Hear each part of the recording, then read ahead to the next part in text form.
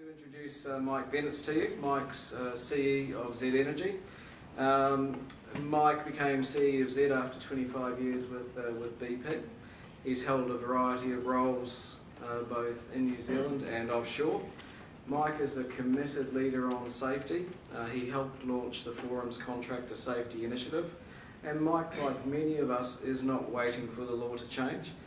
He's already working to prepare his business for the new operating environment. So Mike will reflect on three key areas for Z: developing governance and leadership capability, increasing engagement, and understanding the role Z will play with its multiple suppliers and contractors in the new PCBU environment. So welcome, Mike.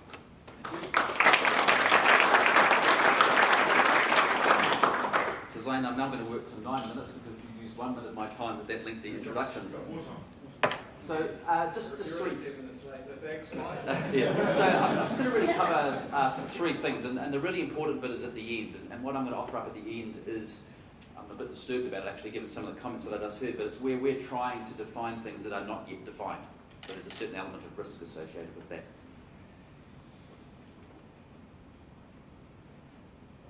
There we go.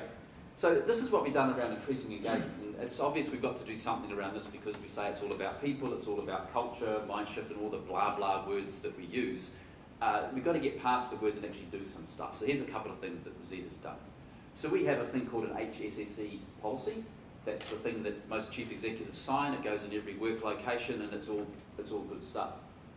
We have revised that, and we have actually gone to our employees, not all our workers, but gone to our employees and said, well, given what you know about what's changing here, what do you think we should do and how should it change?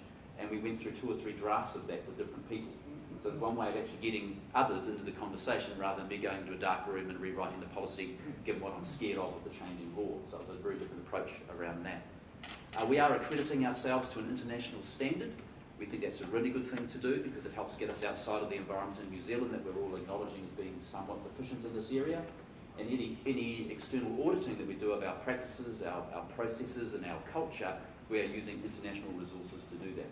Now we're fortunate that we're a large company, so if you like, we've got the resources to do that financially, but we think it's really good to get that outside-in perspective on what we're actually doing here. And it's another way to increase engagement because we believe that our success will not come from just our own solutions. So engagement can be outside in as well as sort of within the firm itself.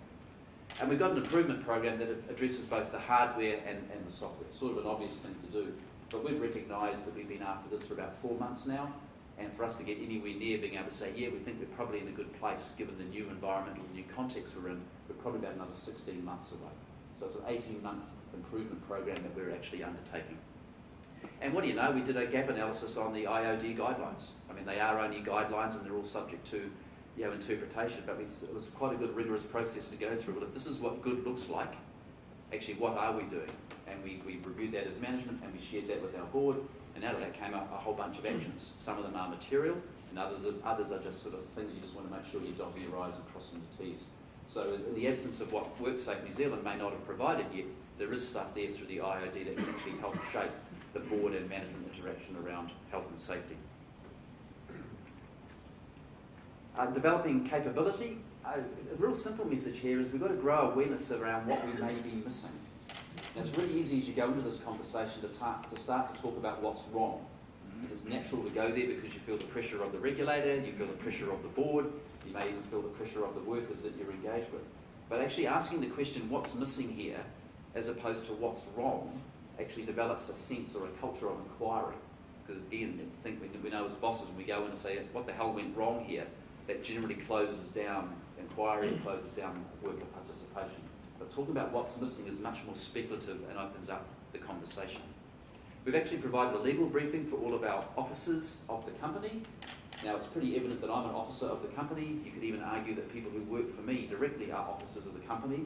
There are others in the company who make decisions by virtue of the decisions they make, they are equally officers of the company under the law.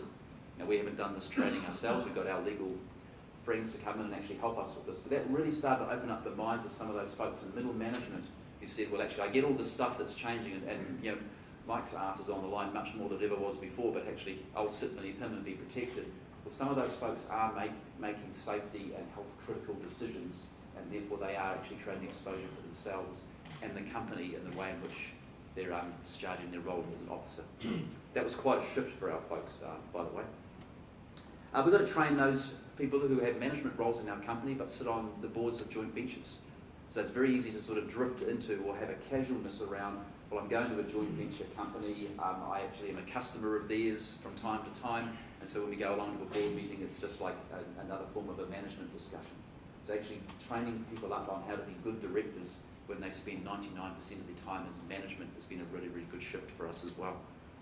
And we've done a bunch of work around director education, and I've listed some of the things that we've done there. And I would like to give you just one example of, I think, particularly how the health and safety science is emerging. So you go to your board and you talk about somebody broke a rule, or there's an accident here, or there's a leading indicator that is adverse. And so I go along and talk to the board about this sort of stuff, and the first time I mentioned this new way of thinking about things, I said, look, we had an incident, but actually the person has not been punished. And of course the board go, what do you mean? Well, there's an incident, what the hell happened there? And we drew this distinction between error and violation, which is actually part of a just culture, so some of the science around safety. So a violation is when somebody knows the rule and willingly and knowingly breaks the rule. An error is when somebody didn't know the rule and broke the rule, or indeed they might have known the rule but they chose to break the rule for another reason. So when you're out there preaching we've got to be safe, safe, safe, and we've got to make money, and we've got to deliver customer service, it's very easy at an organisational level to create confusion for your workers. So actually having this distinction between error and violation has really given us insights into, one, how we manage the incident, but secondly, how we develop a just culture.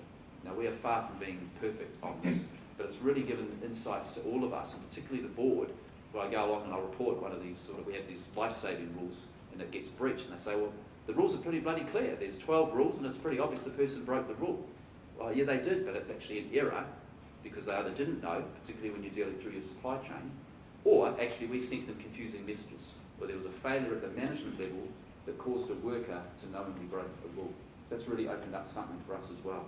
So I think there is an opportunity to actually do a better job with directors around educating them on the science of health and safety, particularly in the area of culture, which I've heard a lot about today.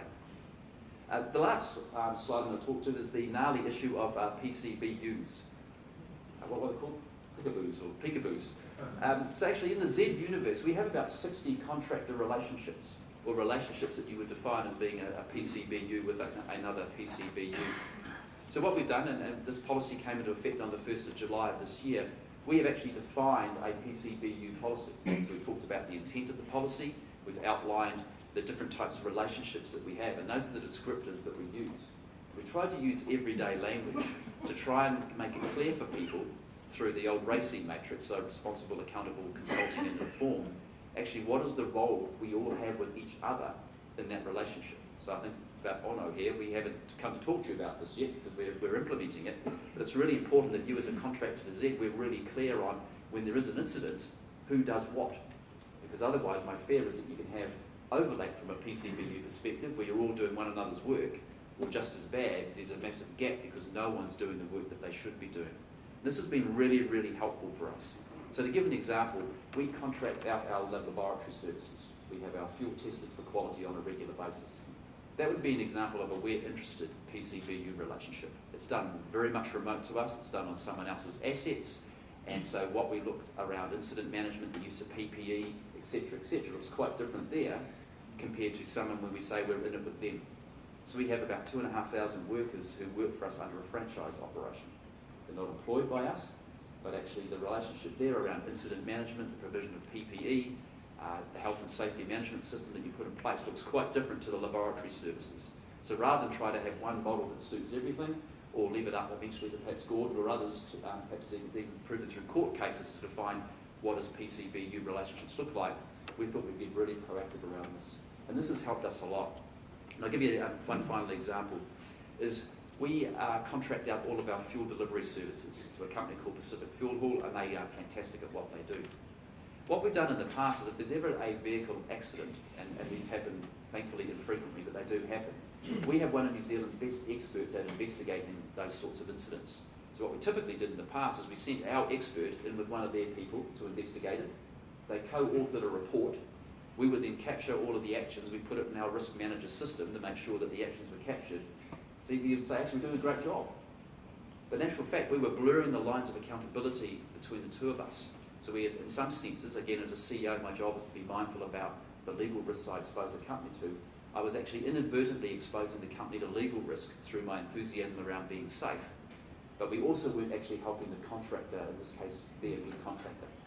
Because it was easy for them, again, in this sort of gaps and overlaps space I talked about earlier, to say, well, Zed's taking care of all that. They will follow up for us that we've done everything that we should have. Or we'd be sitting back saying, well, we've got a record of it, and at some point in time they'll tell us that they've actually done what they said they would. So sometimes your sincerest intents around trying to create a safe and healthy work environment can be confused unless you actually have clarity around PCBUs. So we've just started on this journey. We've got 60 parties or people that we work with in our supply chain to talk to clarify all of this, and we'll have that done by the 1st of January. But at least we'll be off to the start, and as case law emerges and as guidelines may come out of WorkSafe New Zealand, we'll be able to modify what we've put in place. We won't have to respond or react to what's getting thrown at us either through courts or through the wise word from Gordon and his team. 9.59 minutes. Thank you.